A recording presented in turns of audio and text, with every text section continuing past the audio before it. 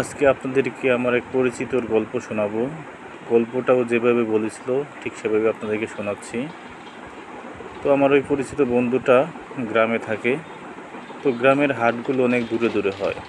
তো ও একবার গ্রামের হাটে গেছে বাজার করার জন্য। তো যে কোনো কারণেই হোক ওর ফিরতে খুবই রাত হয়ে যায় ওই দিন, প্রায় 11টা, 11:30। আর আপনারা জানেনই গ্রামের মানুষগুলো খুব তাড়াতাড়ি ঘুমিয়ে যায়। তো ও একা একাই বাজার থেকে ফিরতেছিল। সাথে কিছু ছিল মাছ, কিছু ভাজা পোড়া এবং আরও অনেক বাজার যেগুলো আনতে বলেছিল সেগুলো নিয়ে আসতেছিল। তো ওর বাসায় আসতে ছোট একটা খাল পড়ে মাঝখানে, আর খালের উপরে একটা, যারা খাল না চিনেন তাদেরকে বলি, সেটা একটা ছোট নদী। তো খালটা পার হয়ে তার বাড়ির আসতে হয়। চারদিকে ঘুটঘুটে অন্ধকার, আশেপাশে কেউ নেই, ও একাই আসতেছিল। তো ওই ব্রিজটা যে পার হবে সেই ব্রিজের পাশেই ছিল একটা বড় শিমুল গাছ। শিমুল গাছটা অনেক বড় এবং অনেক পুরাতন, প্রায় 30-35 বছর পুরাতন ছিল, অনেক মোটা। তো ও ওই দিক দিয়ে আসতেছিল। তো ও কোনো কিছু খেয়াল না করেই ও আপন মনে বাড়ির দিকে ফিরতেছিল। তো হঠাৎ করেই ওই যখন শিমুল গাছটা ক্রস করে ব্রিজের উপরে ওঠে, তো ওর শরীরে কেমন যেন একটা গরম বাতাস অনুভব করে। তো ভাবে যে গরম বাতাস এই সময় কোথা থেকে আসলো। তো যাই হোক, ও আর বেশি কিছু খেয়াল করে না। তো বাজারগুলো নিয়ে ওই যথারীতি বাড়িতে যায় এবং বাড়িতে যাওয়ার পর রাখে। বাড়িতে রাখার পরে ও আর বাজারগুলো বাড়িতে রাখার পরেই ও কেমন যেন একটা অস্বস্তিকর অনুভব করতে থাকে এবং সাথে সাথেই ও বাসায় বলে যে আমার আজকে ভালো লাগতেছে না, আমি ঘুমিয়ে পড়বো, বাজার থেকে খেয়ে এসেছি। তো যাই হোক, অনেক রাত তো হয়েছে, তাই ওকে আর কেউ কিছু বলে না, ও ওর রুমে যথারীতি ঘুমিয়ে পড়ে। তো সকালবেলা সবাই যখন ওকে ডাকতে যায় তখন দেখে ওর শরীরে প্রচণ্ড জ্বর এবং জ্বরে গা পুড়ে যাচ্ছে। তো ওকে অনেক ডাকাডাকি করে, তো সেরকম কোনো কিছু সাড়া দেয় না। তারপর ওর শরীরে প্রচণ্ড জ্বর দেখে ওর বাবা মা ওর জন্য ডাক্তার আনে। তো ডাক্তার ওষুধ খাওয়ায় 2-3 দিন, কিন্তু ওর জ্বর আর কমে না। আর ও চোখও মেলতে পারে না, ও জাস্ট ওর মতো শুয়েই আছে আর হালকা পাতলা খাবার খায়।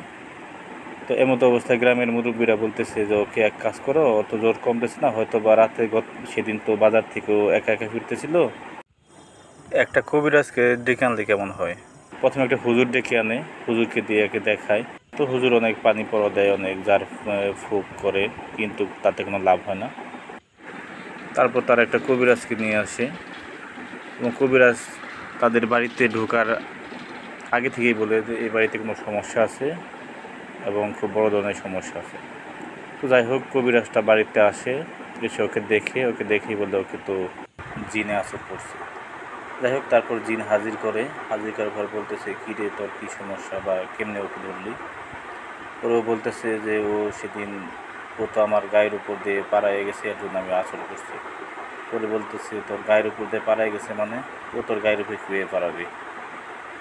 পরে বলতেছে, ও সেদিন বাজার থেকে আসতেছিল, তো আমি ওই রাস্তার সাইডে আমি শুয়েছিলাম, তো ও আমার উপর দিয়ে পাড়ায় আসছে।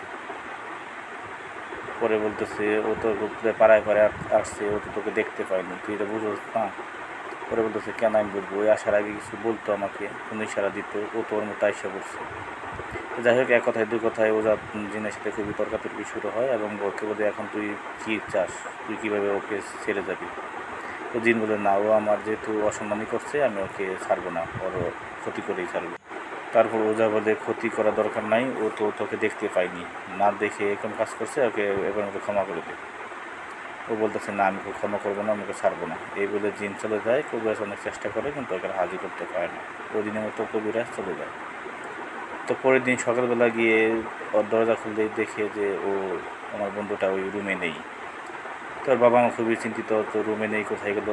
তো খুঁজতে খুঁজতে সকালবেলা গিয়ে দেখে ওই বিলের পাশেই, পানির পাশে তাকে শোয়ায় রেখে দিছে। যাই হোক, ওখান থেকে ওকে নিয়ে আসে এবং সেই কবিরাজকে আবার ডাক দেয়। কবিরাজ আবার আসে, আইসা আবার জিনকে হাজির করে, বলে, কী ব্যাপার, তুই ওর সাথে কী করছো, কী সমস্যা। ও পরে বলতেছে আমি ওকে কালকে রাতে তো আমি ওকে ওর রুম থেকে আমার এদিকে নিয়ে এসে বসছিলাম রাতের বেলা ওই নদীর ধারে ওই খালের পাশে ওরা শোয়াই রাখছি। পরে বলতেছে তুই ওর সাথে এমন শুরু করলি কেন বল, ওরে সাইডে দে জাগা, তোর কী লাগবে ক। পরে জিনে তা অনেক ই করে যে না আমি যাবো না ওর কাছেই থাকবো, ওই আমার সাথে বেদবি করছে, ওটা আমি শাস্তি দিয়েই ছাড়বো। পরে যাই হোক কবিরাজ অনেক কিছু ওর সাথে তর্কাতর্কি করে মানায় এবং শেষ পর্যন্ত বলে যে আমাকে 2টা মোরগ দিবি এবং আমাকে 5 কেজি মিষ্টি এবং আরও অনেক কিছু বলে যে এগুলো যদি আমাকে দেস তাহলে আমি ওকে ছেড়ে দেবো। পরে কবিরাজ বলতেছে ওকে ছেড়ে যাবি তার প্রমাণ কী।